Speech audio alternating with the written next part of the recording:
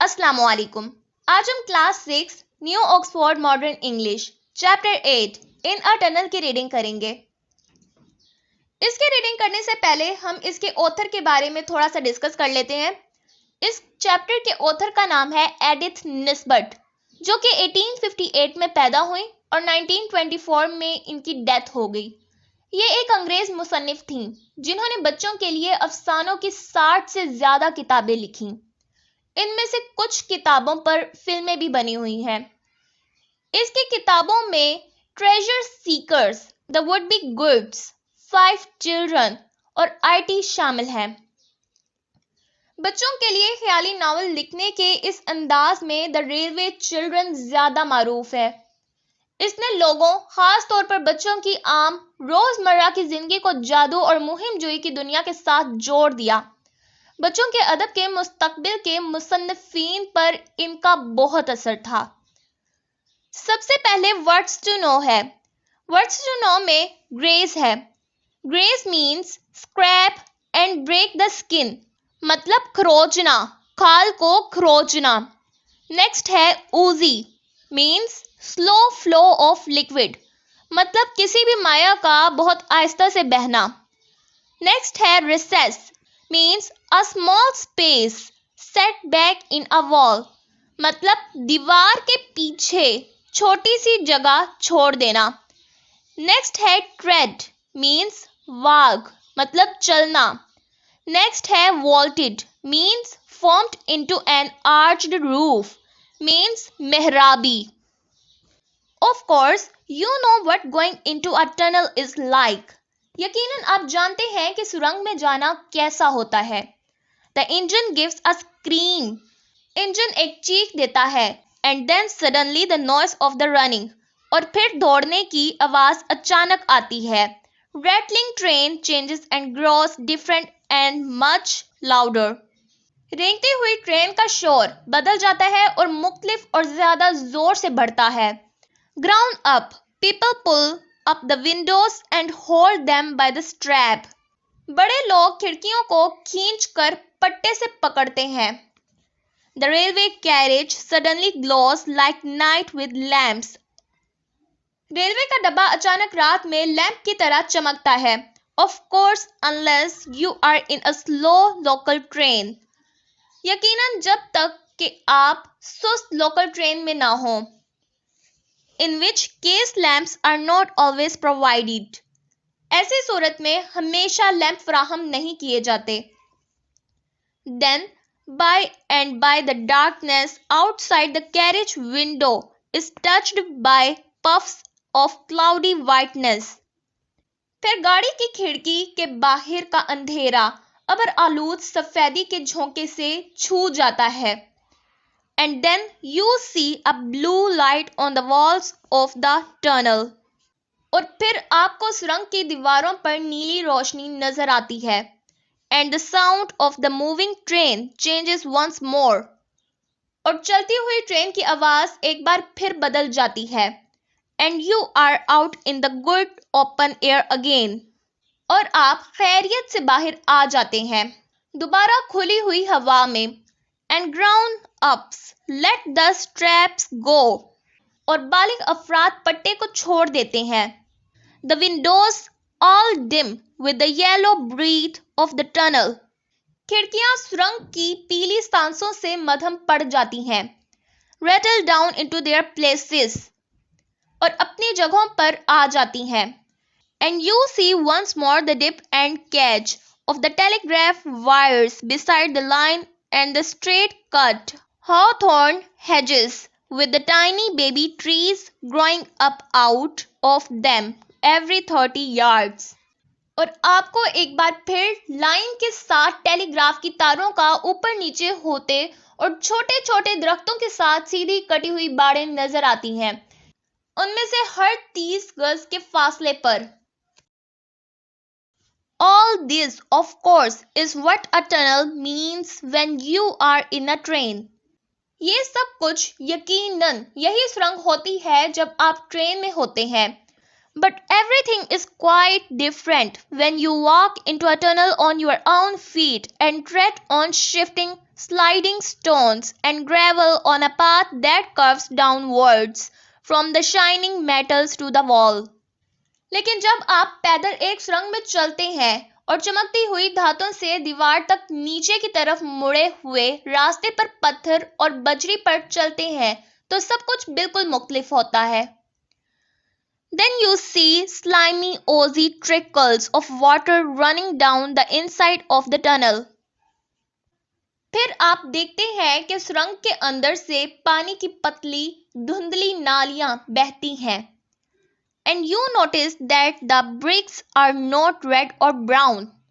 और आप देखेंगे कि ईंटें सुर्ख या भूरी नहीं होती. As they are at the tunnel's mouth. जैसा कि वो सुरंग के मुंह पर है.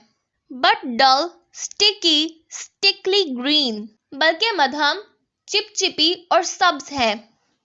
Your voice when you speak is quite changed from what it was outside in the sunshine.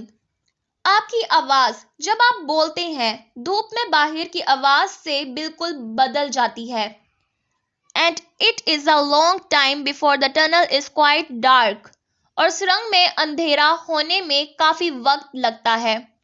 It was not yet quite dark in the tunnel when Phyllis caught Bobby's skirt.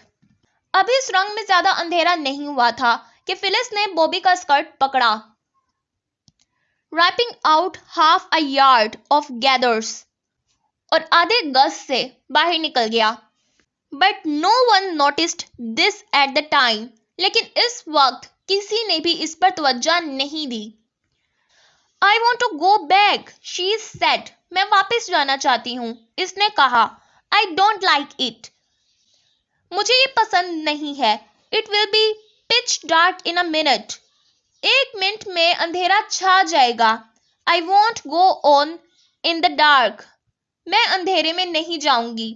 I don't care what you say. I won't. मुझे परवाह नहीं कि तुम क्या कहते हो. मैं नहीं जाऊंगी. Don't be silly, Kuku, said Peter. Kuku बेवकूफ मत बनो, पीटर ने कहा. I have got a candle and a matches. मेरे पास मोमबत्तियां और माचिस हैं. And what's that? और वो क्या है? That was a low humming sound on the railway line. वो रेलवे लाइन पर एक धीमी गुनगुनाती आवाज थी.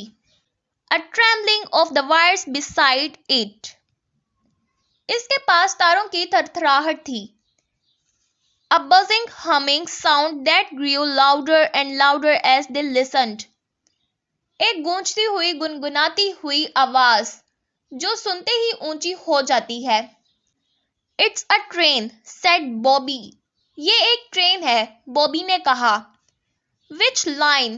कौन सी लाइन पर? Let me go back. मुझे वापस जाने दो, cried Phyllis. Phyllis चिल्लाया, struggling to get away from the hand by which Bobby held her. जिस हाथ से बॉबी ने इसे थाम रखा था, इससे छुटकारा पाने की जद्दोजहद कर रहा था. Don't be a coward, said Bobby. बुज़दिल ना बनो, बॉबी ने कहा. It's quite safe. ये काफी महफूज है. Stand back. पीछे रहो.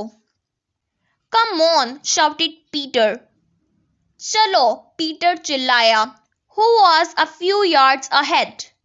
जो चंद गज आगे था. Quick manhole. जल्द ही बड़ा सुराख आ गया. The roar of the advancing train was now louder than the noise you hear when your head is under water in the bath and both taps are running. आगे बढ़ने वाली ट्रेन की धाड़ अब इस शोर से ज्यादा बुलंद थी जो आप सुनते हैं जब नहाते हुए आपका सर पानी के नीचे होता है और दोनों नलके चल रहे होते हैं. And you are kicking with your heels against the bath's tin sides. और आप हमाम के टीन की दीवारों पर अपनी एड़ियों से लात मार रहे होते हैं. But Peter had shouted for all he was worth. लेकिन पीटर ने इन तमाम चीजों के लिए चीखा था. And Bobby had heard him. और बॉबी ने इसे सुना था. She dragged Phyllis along to the manhole. वो फिलिस को घसीटते हुए बड़े सुराख पर ले गई. Phyllis, of course, stumbled over the wires and grazed both her legs. Phyllis ने यकीनन तारों से ठोकर खाई और अपनी दोनों टांगें इकट्ठी कर लीं. But they dragged her in. लेकिन वो इसे घसीटकर अंदर ले गए. And all three stood in the dark, damp arch recess while the train roared louder and louder. और तीनों अंधेरे, नम मेहराब के साइड में खड़े रहे जबकि ट्रेन जोर से चल रही थी. It seemed as if it would deafen them. ऐसा लगता था जैसे ये इन्हें बहरा कर देगी. And in the distance, they could see its eyes of fire growing bigger and brighter every instant. और फासले पर वो इसकी आग जैसी आंखें हर लम्हा बड़ी और रोशन होती हुई देख सकते थे. It is a dragon, I always knew it was. ये एक ड्रैगन है, मैं हमेशा जानता था कि ये है.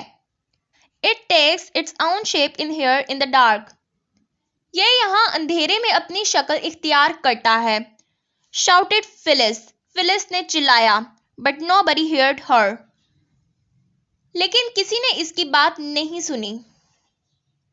You see the train was shouting too. तुमने देखा कि ट्रेन भी चीख रही थी. And its voice was bigger than hers. और इसकी आवाज फिलिस के मुकाबले में बड़ी थी.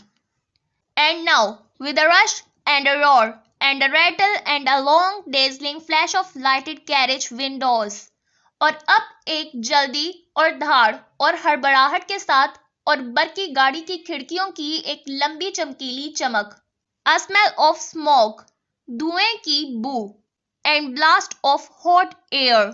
और गर्म हवा के धमाके के साथ. The train hurtled by, clanging and jangling and echoing in the vaulted roof of the tunnel.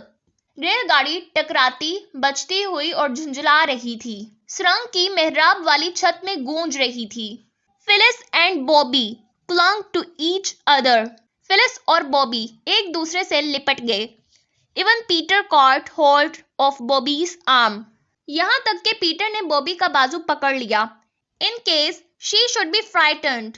मगर इससे भी ज्यादा खौफजदा होना चाहिए. As he explained afterwards. जैसा कि इसने बाद में वजाहत की. And now, slowly and gradually, the tail lights grew smaller and smaller. और अब धीरे धीरे पीछे वाली लाइट्स छोटी और छोटी होती गईं. And so did the noise. और शोर भी. Till with one last whiz, the train got itself out of the tunnel. यहाँ तक कि एक आखिरी झटके के साथ ट्रेन सुरंग से बाहर निकल गई. And silence settled again on its damp walls and dripping roof. और अपनी नम दीवारों और टपकती हुई छत पर फिर से खामोशी छा गई. तो आज की वीडियो यहीं पर कंप्लीट होती है. आई होप आपको आज की वीडियो पसंद आई होगी. अगर आपको आज की वीडियो पसंद आई हो तो इसे लाइक करें, शेयर करें, कमेंट करें. हमारे चैनल को सब्सक्राइब करना मत भूलिएगा. नेक्स्ट वीडियो तक के लिए अल्लाह हाफिज.